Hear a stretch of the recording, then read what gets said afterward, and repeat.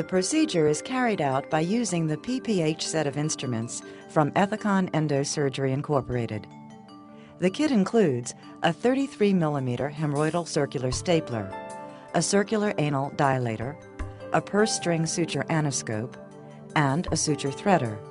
The patient is positioned in the prone jackknife or lithotomy position.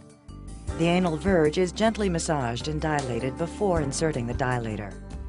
It is recommended that the obturator be inserted alone as part of the dilation process. This will help to prevent damage to the internal sphincter. The obturator is then removed, and the circular anal dilator with the obturator in place is inserted. This pushes back the mucosal prolapse into the anal canal. The skin is milked out to flatten the anoderm.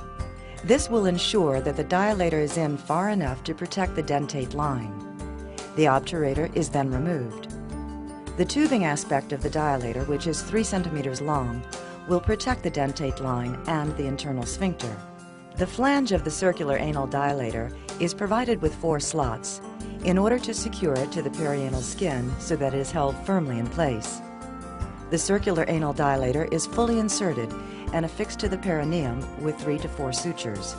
The purse string suture anoscope is inserted through the circular anal dilator, facilitating a circumferential purse string suture of only the mucosa and submucosa. The purse string is positioned near the tip of the anoscope. Use of 2-O-proline SH or monocryl on a UR6 needle is recommended for the purse string. The purse string sutures are placed close together, 6 to 10 small bites, to allow better traction of the mucosal prolapse. Each insertion of the needle is near the exit point of the last insertion. The purse string should be at the same level circumferentially. At each stitch, the purse string suture anoscope is extracted, then rotated and inserted again. Rotating the anoscope while it is fully inserted in the circular anal dilator can twist the mucosa and cause an improper asymmetric purse string suture.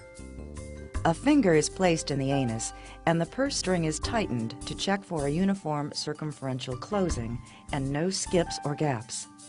The location of the purse string suture must ultimately result in a staple line that resides at least 2 centimeters above the dentate line.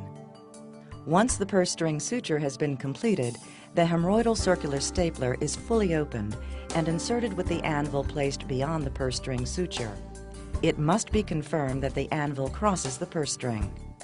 A careful examination is conducted to confirm that the entire circumference of the mucosa is up against the center of the rod.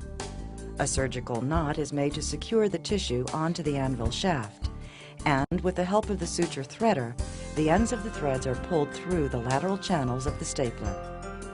The stapler is then partially closed, advancing the stapler housing into the anal canal. The stapler housing of the hemorrhoidal circular stapler is longer than in conventional circular staplers and is provided with centimeter marks on top to facilitate its positioning in the anal canal.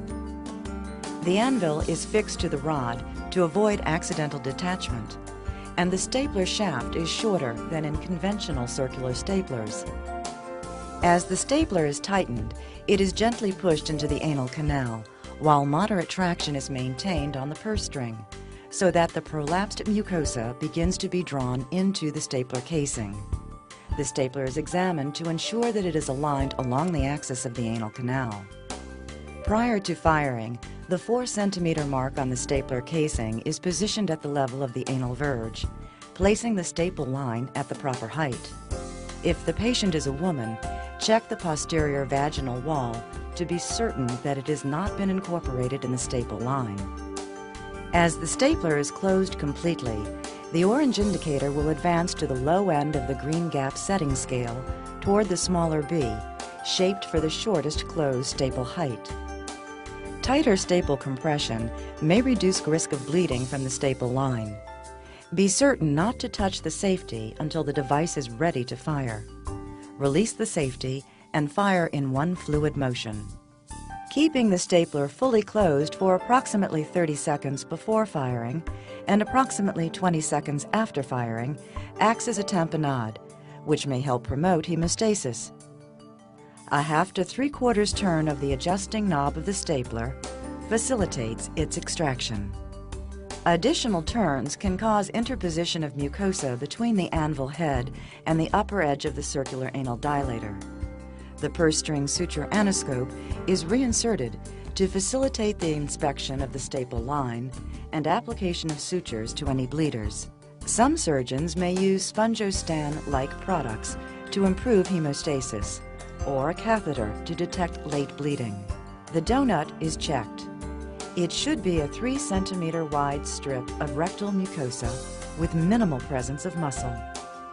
The removal of skin tags, if present, is not recommended because this will result in greater postoperative pain for the patient.